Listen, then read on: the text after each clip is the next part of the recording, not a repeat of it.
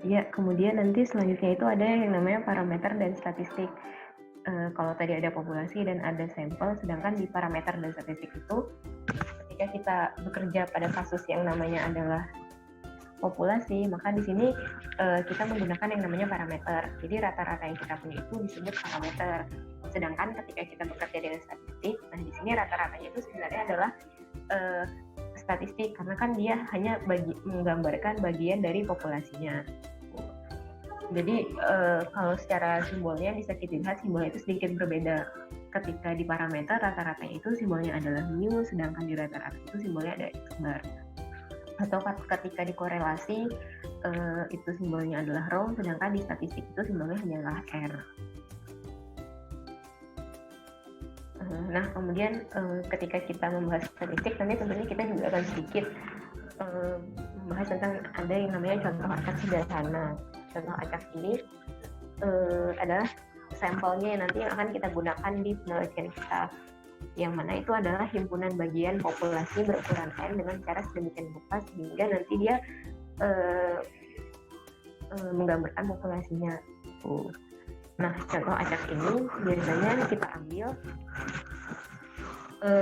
yang nantinya akan kita tarik kesimpulan. Jadi dari sampel yang ada, dari contoh acak ini kita mengambil kesimpulan yang bisa mengeneralisir populasi yang kita teliti.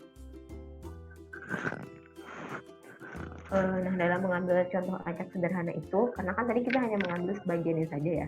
Nah, di sini ada namanya beberapa hal yang perlu kita perhitungkan. Kaitannya itu dengan ketelitian dan ketepatannya. Ya, misalnya nanti kita bisa menghitung cross validation-nya atau ketepatannya itu nilainya berapa.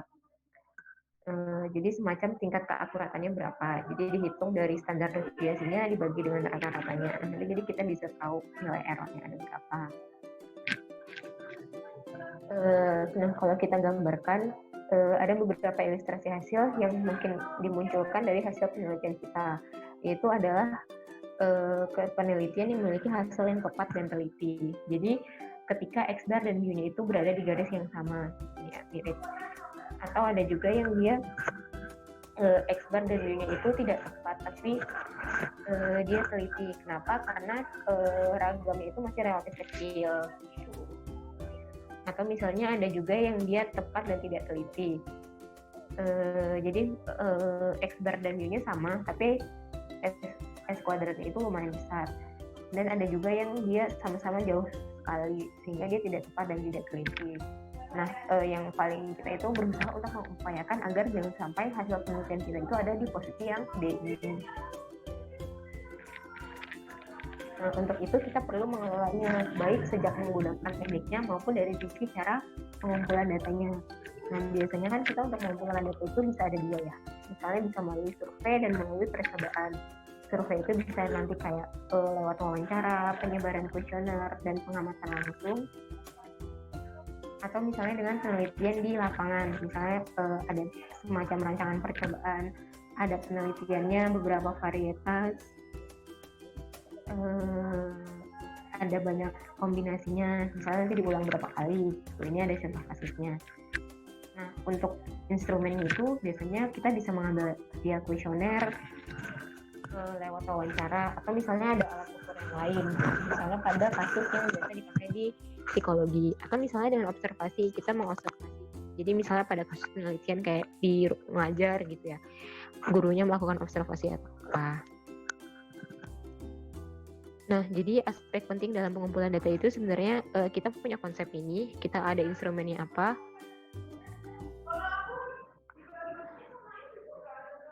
kemudian ada hasil pengukurannya. Nah, terus kita bisa lihat kalau misalnya dari sisi kelompok ilmu natural science itu biasanya metode pengumpulan datanya bisa percobaan. Alatnya kita misalnya kalau di lab ada macam-macam lah alatnya. Dan biasanya ini variasi hasil pengukurannya kecil karena memang kita langsung bekerja pada objek yang diteliti.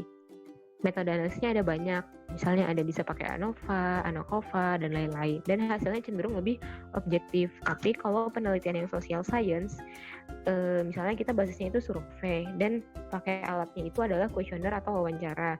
Di sini variasinya kemungkinan lebih besar, karena hasilnya itu bisa saja ada subjektif, karena kan misalnya beda orang, beda pendapat, atau bahkan bisa jadi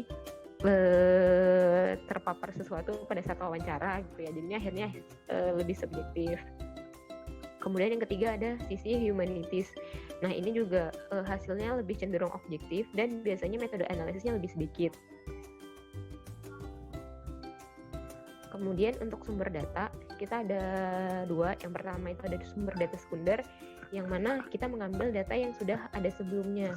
Di sini memang kayaknya kita akan terbatas dan kadang kala itu kurang cocok untuk dipakai di penelitian, karena misalnya nih kita butuh datanya dalam 1 jam, sedangkan mereka tersedianya dalam sisinya menit. Jadi keterbatasan, dan mungkin ada kalau kita langsung ubah atau konversi itu ada beberapa hal yang hilang informasinya itu. Nah kemudian adalah sumber data primer, yang mana kita sendiri yang melakukan penelitian.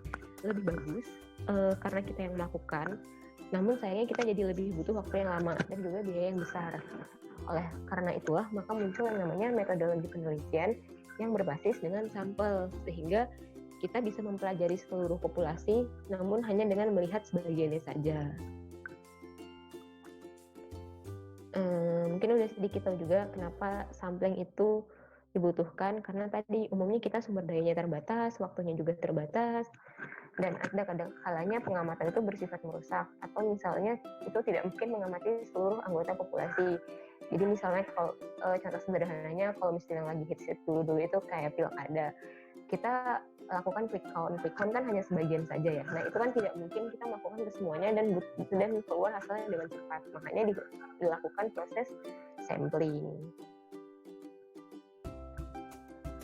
Dan kenapa kadang sampling itu lebih baik? Ini ada sedikit ilustrasinya. Jadi karena di sini cukup banyak yang ibu-ibu, jadi ketika kita mau mencicip sambal gitu ya, kita kan nggak mungkin mencoba semuanya. Pasti kita mencobanya cuma sedikit saja. Itu kan juga bagian dari sampling, yang mana kita mencoba sampelnya, entah itu cuma 1 sendok atau seujung sendok saja.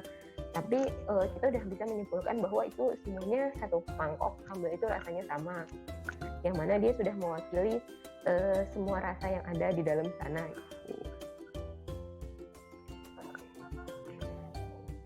Nah, namun tadi karena kita bekerjanya hanya pada sebagian data, padahal kita mencoba untuk membaca keseluruhan populasi, di sini biasanya ada yang namanya bias. Karena tidak semua kelompok populasi itu terwakili dengan baik. Yang mana sebenarnya bias itu ada di dalam metode, bukan di dalam sampelnya. Jadi misalnya kita salah mengambil sampelnya, kita survei nih, harusnya kita sampelnya di mana, ininya di mana, sehingga akhirnya jadi kita pemilihan metodenya itu yang tidak tepat, sehingga akhirnya nanti kesimpulan itu juga akhirnya jadi sedikit melenceng. Nah, sehingga sebenarnya sampel yang baik itu adalah sampel yang representatif karena dia mewakili populasi. Sehingga sebenarnya kan pada prakteknya ya, kita sebagai peneliti itu tidak mengetahui apakah sampel itu representatif atau tidak. Hanya saja kita bisa menyatakan metode samplingnya itu baik gitu. Nah, jadi itulah mengapa kita harus pandai-pandai memilih metode sampling yang tepat agar hasil yang kita nanti juga berujung baik. Nih ada sedikit ilustrasi dari kami tentang contohnya bias. Jadi ketika ada ibu rumah tangga yang melihat banyak orang jual duku. Oh, ini gambarnya maaf bukan duku. Nah, jadi misalnya dia ingin mencicipi, disuruh mencicip nih sama penjualnya gitu ya Bu ya. Ketika dicicip rasanya manis. Ternyata setelah dibeli 2 kg sampai di rumah ternyata tidak semanis yang dia rasakan. Jadi kan mungkin ada sedikit bias rasa ya, karena yang kita contohkan hanya sebagian sampelnya. Atau contoh kedua itu ketika di kasusnya BPS, jadi mau survei di beberapa perumahan di Kota Bogor, yang mana untuk melihat tingkat pendapatan masyarakat. dan diketahui bahwa rata-ratanya itu tidak setinggi yang diperkirakan. Ternyata setelah diselidiki metodenya itu salah karena mereka hanya melakukan sampling ke rumah-rumah orang yang fobia anjing. Petugas itu ada yang fobia anjing, sehingga rumah-rumah yang didatangi itu adalah yang tidak memelihara anjing, yang mana ada semacam asumsi atau perkiraan itu rumah yang dilengkapi anjing itu umumnya lebih kaya daripada yang tidak, sehingga kan jadinya tidak bisa menggambarkan semuanya. Yang terambil itu adalah sampel dengan penghasilan tinggi aja. Nah, sehingga ketika kita ingin mengambil sampel yang representatif, biasanya kita bisa lebih fokus ke 3 hal, yaitu dari sisi individu yang akan kita teliti, atau tidak harus individu sebenarnya. Mungkin dari kalau sifatnya itu objek atau hewan, yang berarti di sisi hewannya. Kemudian dari sisi daerah, misalnya kita melakukan kondisi daerahnya itu harusnya seperti apa, perkotaan atau perdesaan, atau dari sisi waktu, misalnya saat hujan atau saat siang hari, atau pada penelitian yang di lab itu misalnya berapa jam sekali diambilnya gitu. Nah, selanjutnya nanti kita bisa mengarah ke ada yang namanya penarikan contohnya, ada yang probability sampling dan ada yang non probability sampling. Yang mana penarikan contoh acaknya itu yang